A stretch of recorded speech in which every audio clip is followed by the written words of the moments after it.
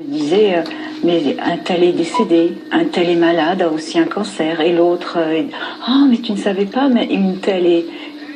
Alors là, on se rend compte que effectivement, il y a énormément de cancers, des femmes, des hommes, et au Gabon, on ne sait pas, hein, on n'en entend pas parler.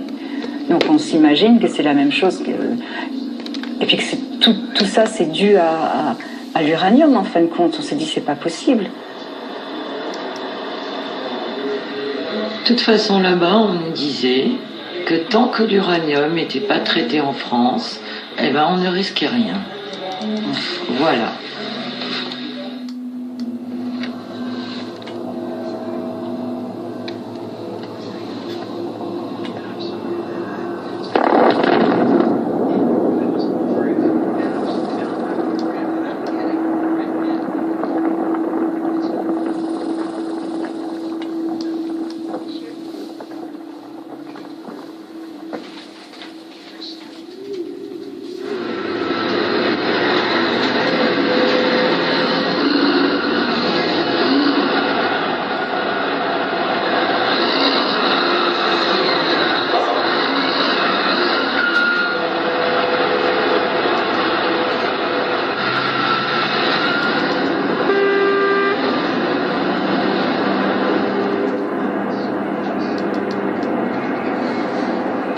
Une photo qui me révolte. Jacqueline Godet a vu mourir son père, sa mère et son mari, tous les trois emportés par un cancer en quelques mois. Ils ont longuement séjourné et travaillé à Mounana au Gabon, dans une mine d'uranium, propriété de la Comuf, filiale d'Areva. Jacqueline et sa sœur Monique habitent désormais Mulhouse. Pour elles, aucun doute, leurs proches sont des victimes de l'industrie de l'uranium. On voit encore le puits d'eau clos, je crois. Tout a été inondé. Mon père est décédé, mon mari d'abord, mon père décède après. Et en même temps qu'on se pose ces questions, en même temps qu'on commence à se révolter, c'est maman qui tombe malade d'un autre cancer aussi. Ça fait 3 morts successives de cancer. Je sais, en France, il y a des cancers partout, bien sûr. On entend parler de cancer partout. Mais là, dans cette famille, 3 cancers, 3 personnes qui reviennent du Gabon, peu de temps après. Hein. Tous ces amis aussi qui décèdent, ou qui sont malades. On dit maintenant, ça suffit.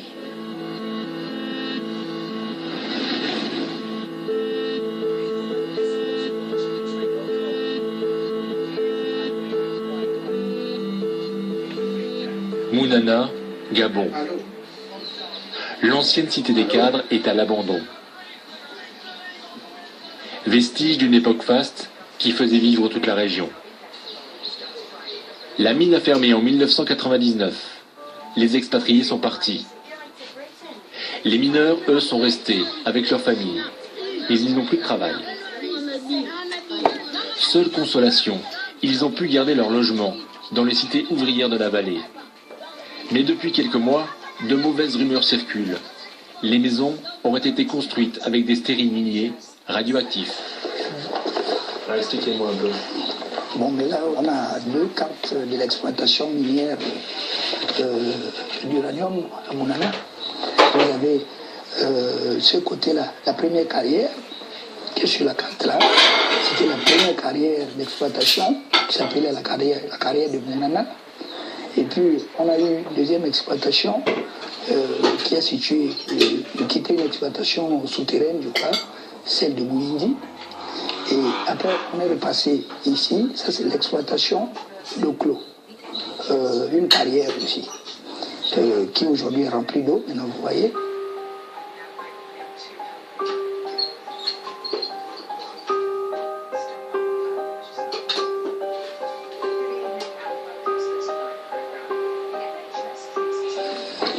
Et il a été démontré, évidemment, que certaines maisons ont été construites avec des matériaux radioactifs. Et il y a des gens, certainement, des entrepreneurs, qui se sont servis de ce sable-là pour aller construire les maisons. Ça a été démontré. La preuve, peut-être, qu'est-ce qui dit que cette maison dans laquelle je suis n'est pas été construite avec ces mêmes matériaux. Vous voulez qu'on vérifie? Oui, mais je veux bien, hein. Il faut vérifier. Oui. Je vais faire une mesure à distance du sol, et après je ferai une mesure au sol. Il faut faire 2 mesures en fait, hein. Ça dure à chaque fois 4 minutes à peu près. Nous avons été formés à l'utilisation d'un compteur Gégère, qui va nous servir tout au long de notre enquête. Donc je le mets au sol pour voir ce que ça donne.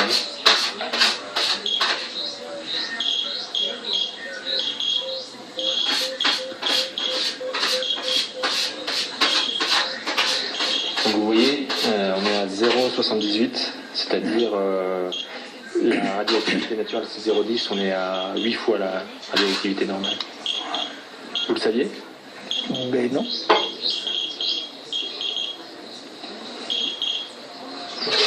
Comment vous réagissez de savoir que votre maison est radioactive là?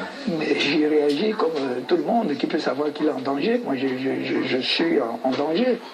Et tout en sachant que je suis en danger, mais ma réaction, c'est laquelle? C'est peut-être de quitter la maison, s'il faut maintenant. De la colline, domaine des cadres de la mine, jusqu'à la vallée, cité des ouvriers. De nombreuses maisons de Mounana seraient marquées par la radioactivité.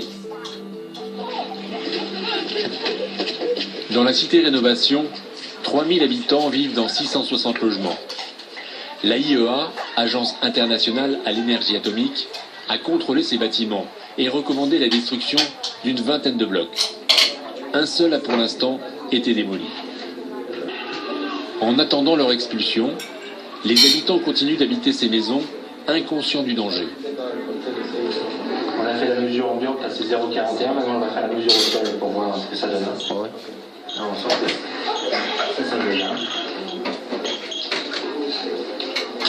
Un danger silencieux, inodore et totalement invisible. 0,58. Il n'y a pas de colère, les gens ici ne sont pas en colère. Mais on ne sait pas à qui s'attendre. C'est ça le problème. Les gens qui nous ont gérés, on va les gérer. Donc, on ne sait pas. On ne sait pas qui. S'il faut créer un attroupement pour aller voir quelqu'un, on ne sait pas chez qui aller. Surtout que les enfants ici ne sont même pas suivis. On ne sait pas qui atteint la radioactivité, qui n'est pas atteint. On est là tous dans les nuances. La radioactivité se concentre surtout dans les dalles des maisons. Une radioactivité ambiante sans danger immédiat, mais qui, cumulée dans le temps, peut largement dépasser la dose maximale annuelle admissible. La pollution radioactive est partout, jusque dans les lieux publics. Le supermarché de la cité, par exemple, mais aussi le marché couvert.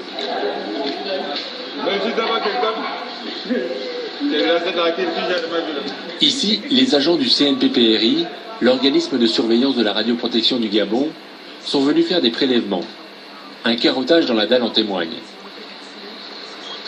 Personne cependant à Mounana n'a jamais entendu parler des résultats de ces prélèvements. Cet appareil décrit tout, ça dit tout. Donc vous voyez que ma réaction, au fond du cœur, je ne suis pas vraiment à moi, parce que là déjà je cours un grand danger là où je suis là. Et nous sommes là des années. Personne n'a songé au moins à signaler à toute cette population correctement que non, ici il y a de la radioactivité en plein. C'est ce Comuf qui nous a laissé ici dedans. C'est le groupe Areva que nous connaissons qui a travaillé ici des années et des années. C'est un peu ça. Vous pensez qu'ils le savaient? Mais forcément, Areva, Comuf, ils le savent bien. Plus qu'Areva est toujours là, 0 mètre, ils le savent. Et ici, c'est un lieu public? Bien sûr, c'est un lieu public. Même vous voyez, il y a des enfants, il y a des chauffeurs qui chargent là, c'est un lieu public.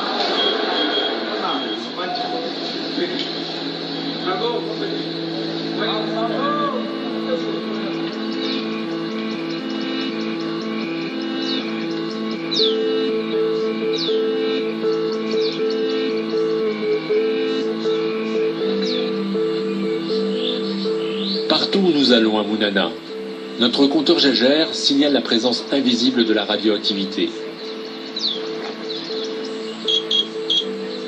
Par exemple, dans l'ancien garage, là où travaillait comme mécanicien le mari de Jacqueline Godet. Sur les carcasses de bulldozers, que conduisait son père, chef de travaux. Cet engin, il a servi en mine directement.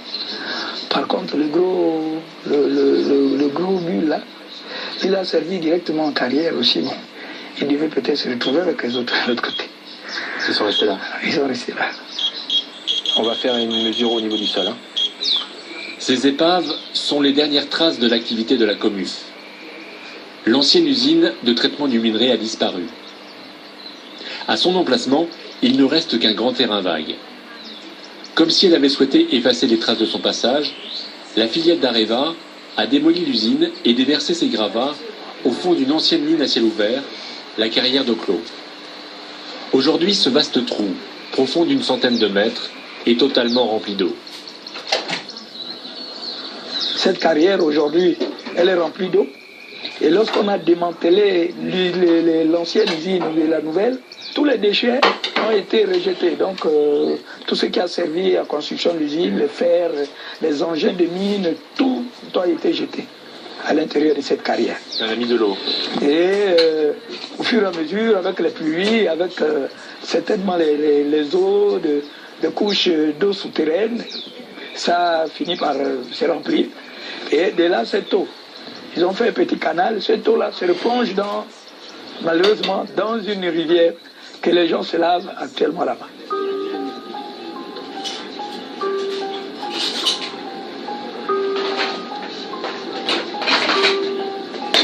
Quelles conséquences pour cette population qui se baigne, pêche le poisson, lave son linge? Cette radioactivité ambiante a-t-elle des conséquences sur leur santé?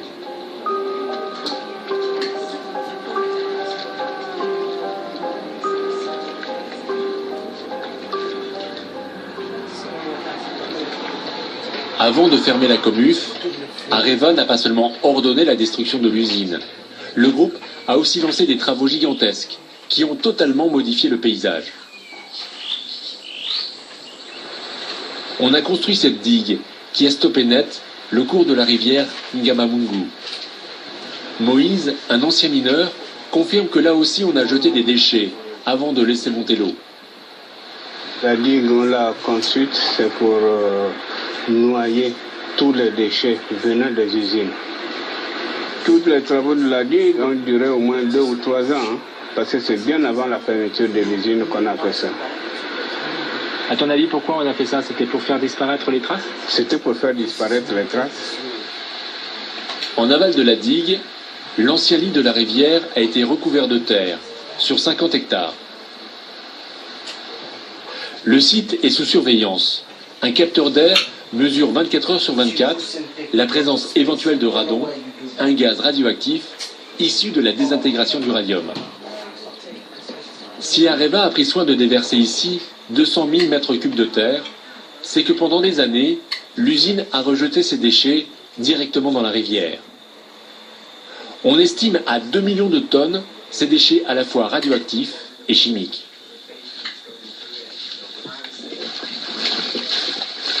Ces travaux de maquillage ne sont pas allés assez loin.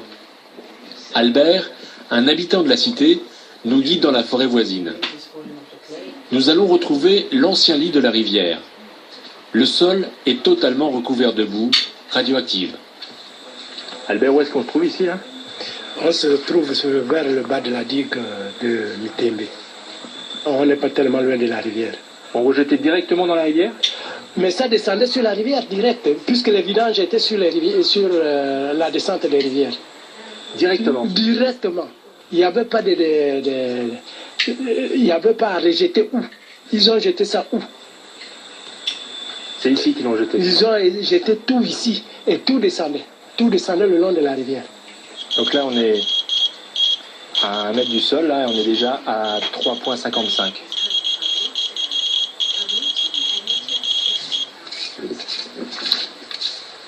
Notre compteur Jaeger s'affole. Selon les endroits, nous relevons 70, 80, 90 fois la norme naturelle. Depuis 58 jusqu'à ce jour, on ne savait rien. C'est à partir de l'an 2007 que le ministère des Mines a découvert la situation. Voilà, là on a la mesure.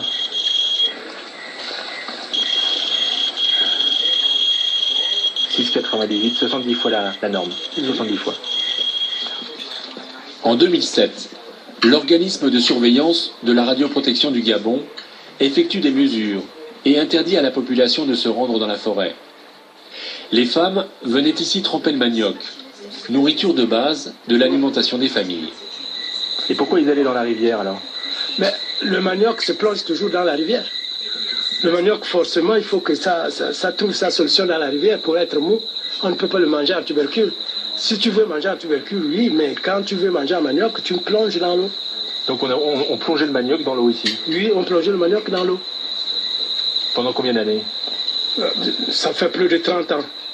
Plus de 30 ans qu'on a ce problème.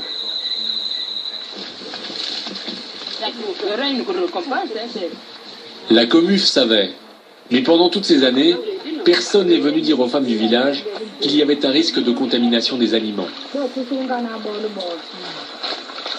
Aujourd'hui encore, ces mamans continuent de tremper le manioc, non loin de la rivière, dans les mares avoisinantes. Elles n'ont pas d'autre solution. Il faut bien nourrir la famille. Si on nous a dit que ce n'était pas bon de tremper le manioc ici, mais nous sommes obligés de le faire. Dans la Cablance, nous sommes obligés. Mais sinon, ce n'est pas bon de tremper le manioc là. Et c'est après, dans 3 ans ou 4 ans, qu'on dit déjà que c'est pollué. Mais on ne peut rien faire. Tu as peur pour ta santé? Oui, j'ai peur, surtout pour la santé de mes enfants. Moi, j'ai déjà beaucoup consommé, mais j'ai peur de mes enfants. Depuis toujours, vous avez trempé ici? Ah, ça fait longtemps, hein. Ça fait longtemps, depuis que Comuf existait.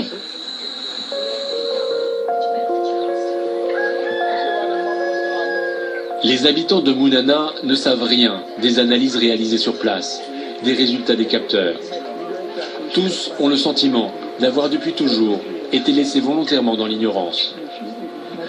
Le sentiment général, c'est que nous étions abandonnés à nous-mêmes. Même quand on travaillait, Comuf ne nous a pas dit les dangers de la radioactivité.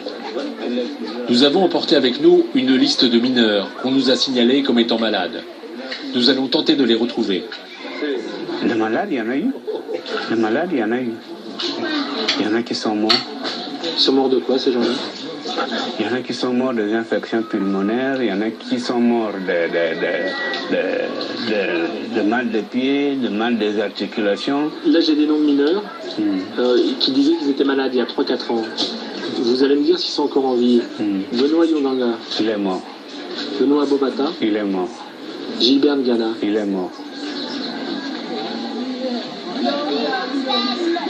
Les gens sont en colère, mais ils vont se fâcher avec qui? Ils n'ont pas d'interlocuteur. Areva, c'est pas quelqu'un qu'on peut manipuler facilement. Les mineurs de notre liste sont morts pour la plupart. À leur domicile, nous retrouvons leurs veuves, seules et sans aucune aide financière. Il y a combien de temps qu'il est mort? Il y a combien de temps, je crois, ça ne fait même pas 1 an. Hein? 1 an déjà, ouais, 1 an. Hein? À peu près 1 an. Ouais. Il est mort. Votre mari, il n'a eu aucun soin? Non. Sauf quand Comif l'avait évacué, il était sous traitement de...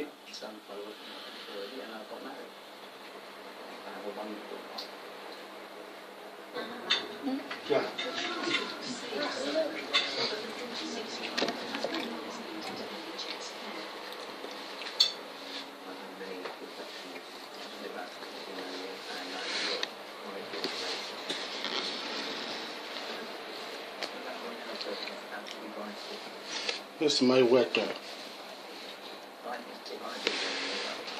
Ah, yeah, it's down there.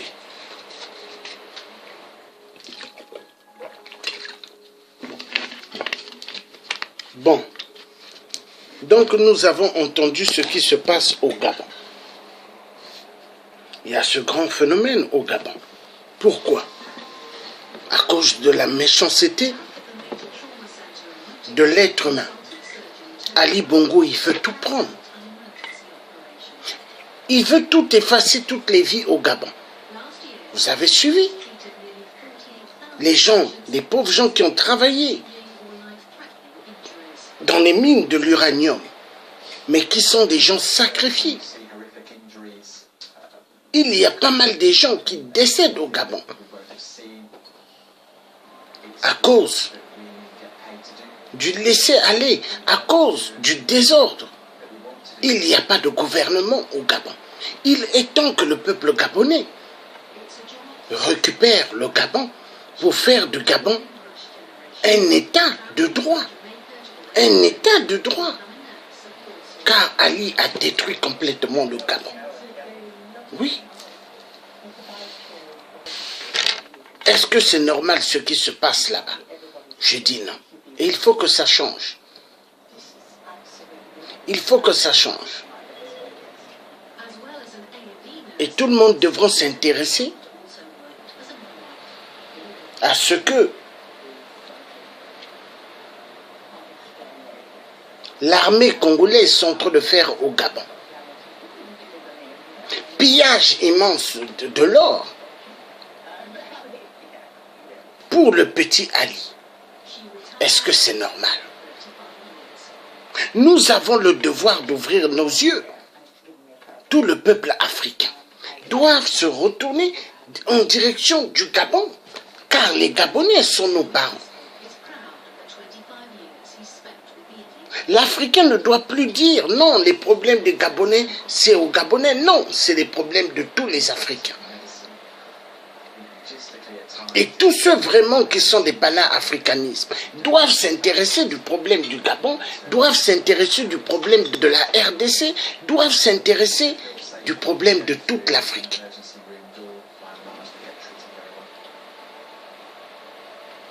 Regardez là. Il est 1 heure passée, mais je suis là pour faire ce direct. Et je suis fatigué. Car j'ai fait un direct aujourd'hui qui m'a pris beaucoup de temps. Et là, je refais celui-là. Pourquoi? Parce que j'ai l'amour de notre Afrique. Donc, intéressons-nous des problèmes du bassin du Congo, des femmes violentées sexuellement, des femmes qu'on utilise comme armes de guerre, des enfants qu'on utilise aussi pour des viols, et on les utilise pour les champs des mines. Oui, ils travaillent dans les mines du sang pour extraire pas mal de minéraux. La place de l'enfant, c'est à l'école. Les enfants doivent être à l'école, car l'école, c'est la clé numéro 1 dans la vie. Nous devons défendre les femmes, car la femme, c'est le moteur de la vie. Car sans femme, il n'y aura pas de progéniture. Et sans progéniture, qui va continuer la succession dans toute notre Afrique? Voilà les sujets qui doivent nous intéresser, tout Africain. L'heure ne doit plus être grave pour le peuple africain, mais l'heure doit être grave pour ceux qui veulent détruire l'Afrique. Mais Dieu ne nous laissera pas tomber. Donc nous tous debout pour l'Afrique, debout pour le bassin du Congo, debout pour toutes les femmes violentées sexuellement, debout pour les enfants, debout pour tout le monde. Et sauvons le bassin du Congo. Car l'eau du fleuve, vous avez vu les espèces, il y a toutes sortes d'espèces là-bas. Et des journalistes blanches expliquaient des poissons qui sortent de l'eau. Et ils sautent. Vous voyez? Intéressons-nous du problème du bassin du Congo. Intéressons-nous de tout notre continent qui est l'Afrique. C'est important. Car si nous ne faisons pas attention, nous allons avoir la même situation comme ce qui se passe entre le peuple palestinien et israélien à cause de problèmes de terre. Et nous avons un continent de ce nom, c'est l'Afrique. Mais intéressons-nous à l'Afrique. Intéressons-nous à tous les grands sujets. Et tout Africain a le droit de parler. Et regardez quand on fait des directs de ce genre. Mais qui partage les vidéos? Moi, je suis obligé de faire des directs et de partager encore la vidéo du direct en même temps pendant que je parle. C'est pas normal. Et pendant ce temps, il y a pas mal d'amis sur les réseaux sociaux. À quoi servent tous ces amis? Quand vous verrez ma page Facebook, il n'y a pas que mes vidéos, il y a les vidéos de tout le monde que je mets. Il faut que l'Africain commence maintenant à laisser la jalousie et la haine. C'est important. Tous debout pour le bassin du Congo, tous debout pour dénoncer toute la mafia sur le bassin du Congo, toute la mafia sur l'or prélevé par l'armée de Sassou, l'armée congolaise qui est au Gabon. Pour le petit Ali, tout le monde doit être debout. Le message doit être clair et tout le monde doit être debout pour les femmes violentées sexuellement. Je vais prendre fin de cette vidéo. Je vous remercie tous d'avoir suivi cette vidéo et que Dieu nous donne la force tous. Je suis tellement fatigué. Que Dieu nous donne la force. Passez une excellente bonne nuit à tous. Vive la libération de toute notre Afrique. Vive la protection du bassin du Congo. Et nous avons le droit de protéger notre bassin du Congo. À bientôt. Bonne nuit. Bye bye.